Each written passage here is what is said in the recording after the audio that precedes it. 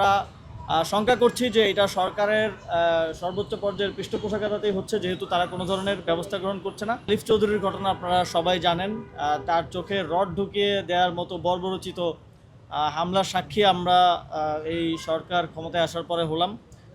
এবং আমাদের আশা ছিল যে আলিফ চৌধুরী হয়তো তার চোখ ফিরে পাবে। আজকে যখন আমি সকাল থেকেই তার সাথে দেখা করার কথা বলছিলাম, কিন্তু সে বলছিল যে অপারেশনের পরে আমাদের সাথে দেখা করবে যাতে ভালো করে দেখতে পারে। কিন্তু দুঃখজনক বিষয় হচ্ছে সে আর কখনোই আমাদেরকে হয়তো ভালো করে আর এই পৃথিবীকে স্বাভাবিক মানুষের মতো দেখতে পাবে না।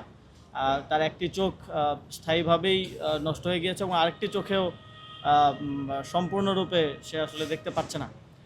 তো এই বয়সে তার পুরো জীবনটাই সামনে পড়ে আছে। এই বয়সে এত বড় একটা প্রতিবন্ধকতা তার জন্য, তার পরিবারের জন্য এটা খুবই বাজে একটি ঘটনা। এবং আমরা হয়তো আজকে আলোচনা করব, কালকে ভুলে যাব, কিন্তু তাকে এই স্মৃতিটা সারা জীবন, এই প্রতিবন্ধকতা সারা জীবন বয়ে বেড়াতে হবে এবং তার পরিবারকে এটার মধ্যে দিয়ে যেতে হবে। এবং খুবই দুঃখজনক ঘটনা যে জুলাই গণঅভ্যুত্থানের পর এবং একটি নির্বাচনের পর আমরা একটি গণতান্ত্রিক পরিবেশ এই রাষ্ট্রে আমরা প্রত্যাশা করেছিলাম, যেখানে আমাদের বাক স্বাধীনতা থাকবে, আমরা আমাদের রাজনৈতিক সভা সমাবেশ কর্মসূচি করার যে সাংবিধানিক অধিকার সেটা আমরা প্র্যাকটিস করতে পারবো। কিন্তু দুঃখজনক হলেও সত্য, আমরা এর আগে দেখেছি ঝিনাইদহে এনসিপির নেতৃবৃন্দের উপর হামলা করা হয়েছে এবং এই হবিগঞ্জে হামলা করা হলো। এবং আজকেও যখন আমরা এখানে কথা বলছি, কিছুক্ষণ আগে, প্রায় 2 ঘন্টা আগে, সিলেটের গোলাপগঞ্জ দিয়ে যাওয়ার সময় আমাদের এনসিপির গাড়ি বহরে হামলা করা হয়, আমাদের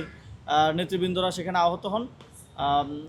এবং আপনারা সেখানেও ভিডিও দেখেছেন কি নৃশংসভাবে গাড়ি বহর আটকানোর চেষ্টা করা হয়েছিল।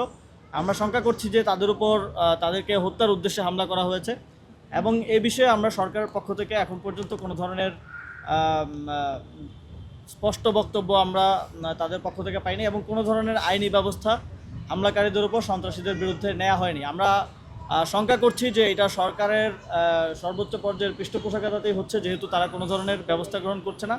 এবং আপনারা দেখেছেন যে গতকালকে যখন হামলার পরে মামলা করার জন্য আমাদের কেন্দ্রীয় নেতৃবৃন্দ, আমাদের আহ্বায়ক নাহিদ ইসলাম সহ হবিগঞ্জ পৌঁছানোর চেষ্টা করেন, তাদেরকে শ্রীমঙ্গলে আটকে দেওয়া হয়। সেখানে ট্রাক দিয়ে, তারপর রাস্তায় পুলিশ ব্যারিকেড দিয়ে সেখানে তাদেরকে আটকানো হয়। আপনারা জানেন যে হবিগঞ্জ শহরে 144 জারি করা হয়েছিল, কিন্তু শ্রীমঙ্গলে কোনো ধরনের 144 সেখানে ছিল না।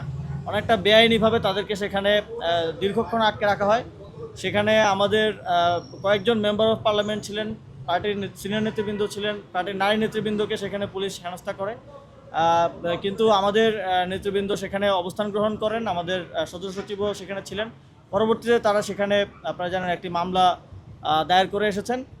আমাদের পক্ষ থেকে আমরা আশা করেছিলাম যে এই মামলা দায়ের করার আগেই সরকার ব্যবস্থা গ্রহণ করবে, যেহেতু এটা দিনের আলোর মতো পরিষ্কার ভিডিও ফুটেজে দেখা যাচ্ছে কারা কারা হামলা করছে।